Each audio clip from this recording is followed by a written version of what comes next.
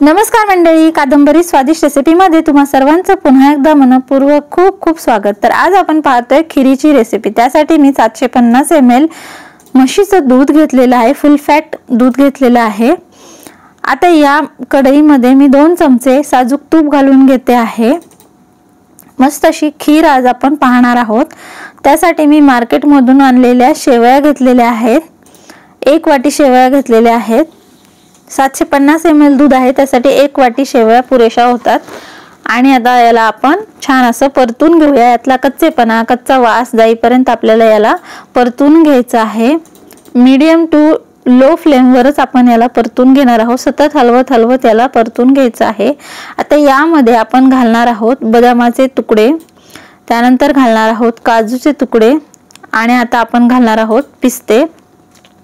तुम्हाला आवडत असेल मनुके घातले तरीही चालेल। आणि यामध्ये आता आपण घालणार आहोत खसखस। खसखस लवकर भाजल्या जाते, त्यामुळे खसखस थोडी नंतर घालायची आहे। आणि याला छान असं आपल्याला आता भाजून घ्यायचं आहे। फक्त 1 मिनिटभर आपण याला आता भाजणार आहोत। आणि आता यामध्ये घालूया 2 चमचे चारोळ्या। खूप छान लागतात चारोळ्या खिरीमध्ये, दाताखाली आल्या की मस्त टेस्ट येते या चारोळ्यांची। याला छान असं भाजून झालेलं आहे। आता इकडे दूध तापवलं होतं ते थोडंसं मी आटवून घेतलेलं आहे आणि त्यामध्ये आता केशर काड्या घातलेल्या आहेत आणि पुन्हा हे दूध आपण थोडंसं आटवायला ठेवून देणार आहोत। केशर काड्यांनी खूप मस्त फ्लेवर येतो आणि रंग सुद्धा छान येतो खिरीला। तर आता याला आपण छान असं आटवून घेऊया। हे सगळं आता आटलं आहे। आता यामध्ये या शेवया, काजू, बदाम, पिस्ते सगळं यामध्ये घालून घ्यायचं आहे आणि पुन्हा याला शिजवून घ्यायचं आहे। खूप लवकर बनते ही खीर। 4-5 मिनिटांमध्ये ही खीर शिजली आहे, बघू शकता तुम्ही। एकदम मस्त। जसं जसं वेळ जाईल ना तशी जशी ही खीर घट्ट होते।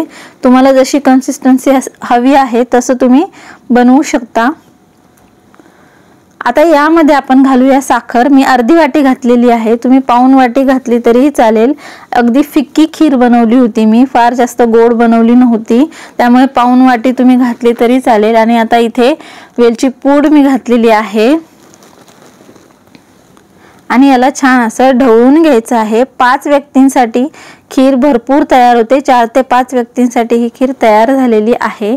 खूप मस्त टेस्टी बनते, एकदम सुगंध दरवळतो आहे सगळीकडे आणि एकदम भारी झाली होती खीर। तर तुम्ही सुद्धा अशी खीर नक्की बनवून पहा। कधी नैवेद्य दाखवायचा असेल किंवा कधी घाई गडबड असेल तेव्हा एकदम पटकन बनते ही खीर।